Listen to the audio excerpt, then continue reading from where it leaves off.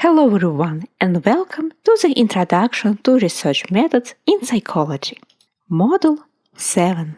Today's topic is survey research. Survey research is a qualitative and quantitative method.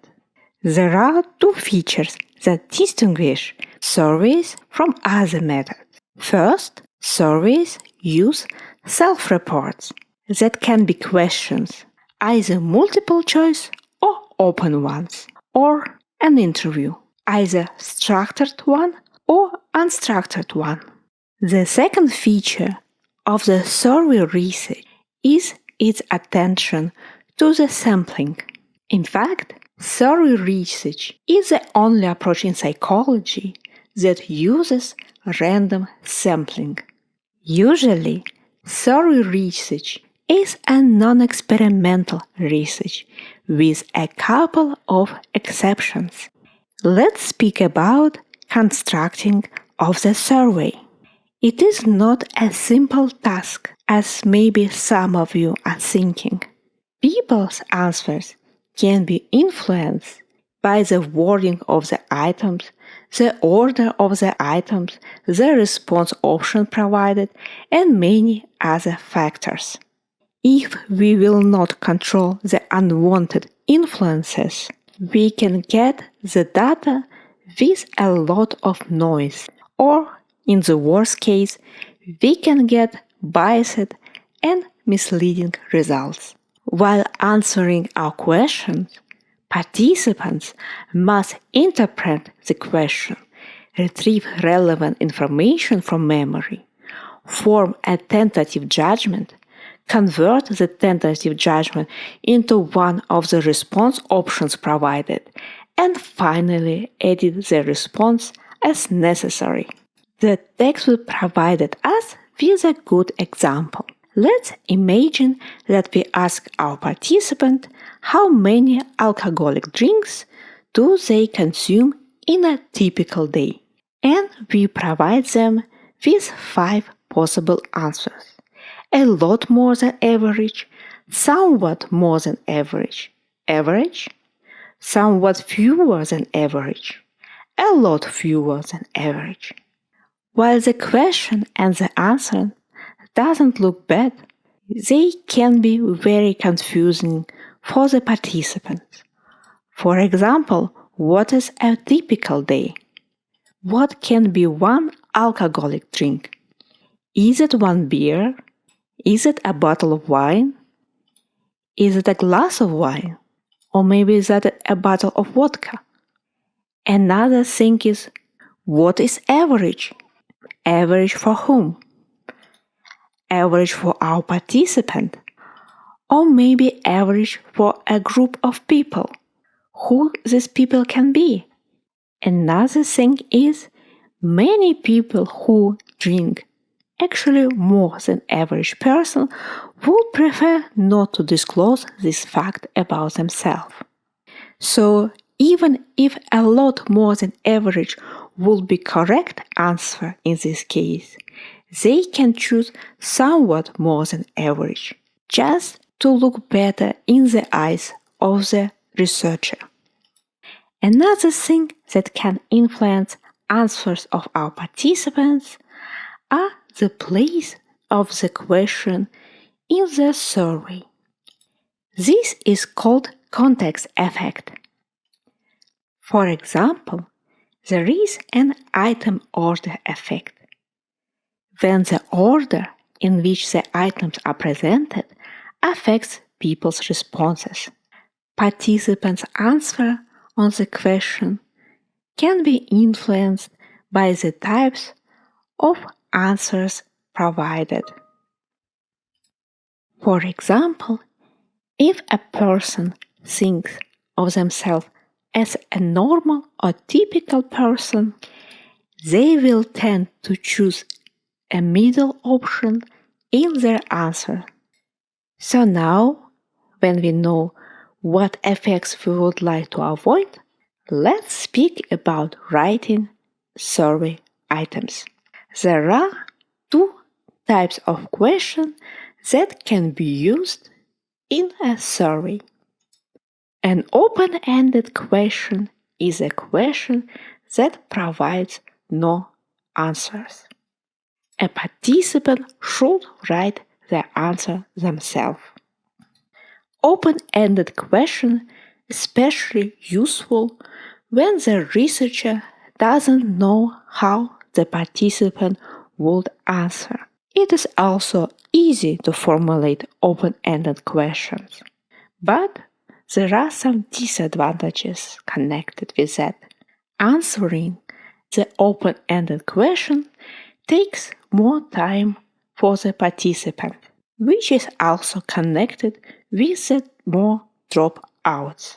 It is also harder for researchers to analyze participants' answers. Close-ended questions provide types of answers. They are especially useful when the researcher has an idea how participants would respond. Answering the closed question takes less time and effort for the participants, but of course there is a disadvantage connected to closed question as well. There is a possibility that our answers provided will not pass for the participants. There are some principles we should bear in mind when writing items for a survey. A guideline for writing good questions for a survey is provided by Brusco model. The questions should be brief. Try to use simpler wording and grammar for the questions. The questions also should be relevant. Try to avoid asking information that is not relevant for the study. The question should also be unambiguous. The question item should be interpreted in only one way. Good survey questions are also specific. It should be clear for the subject what this question is about. A good question should also be objective. By formulating answer possibilities, you should check if the answers are mutually exclusive. You should also check if the answers are exhaustive, meaning that there are enough answer possibilities. Sometimes a researcher cannot be sure that they can predict all the answer possibilities. In this case, it will be a good decision to add other category. By creating answer scales, bear in mind that they should be balanced around the middle point. However, a middle or a neutral response does not have to be included.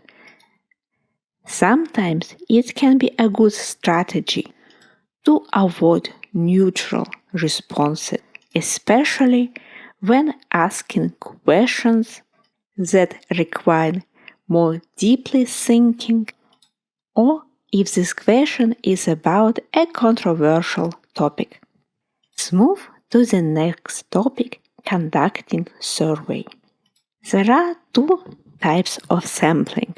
Probability sampling occurs when the researcher can specify the probability that each member of the population will be selected for the sample. Probability sampling requires a very clear specification of the population. It is not something like parents or adults. A good example would be parents with a child from 3 to 5 years old living in Edmonton. If the survey will be conducted using probability sample, a sampling frame is needed. A sampling frame is a list of all the members of the population. In our case, this is the names of all the parents having a child from 3 to 5 years old who live in Edmonton. Another type of sampling is not probability sampling. Most of the psychology surveys use non-probability sampling. There are different types of non-probability sampling. For example, convenience sampling. This is when researchers ask individuals who happen to be nearby and willing to participate to answer the question. Another type of sampling is a snowball sampling, when existing participants help to recruit new participants. Quota sampling is when subgroups are recruited to match proportions in the sample. For example, if we know that 90% of psychology students are female students and 10% are male students, then if we would like our sample to be 100 participants, we have to ask at least 10 male students to participate in our study.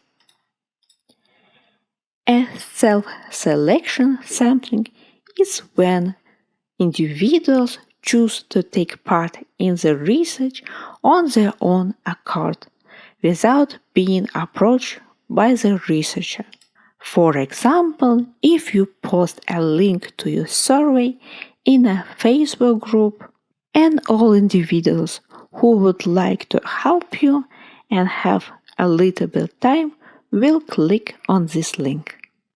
There are several types of probability sampling.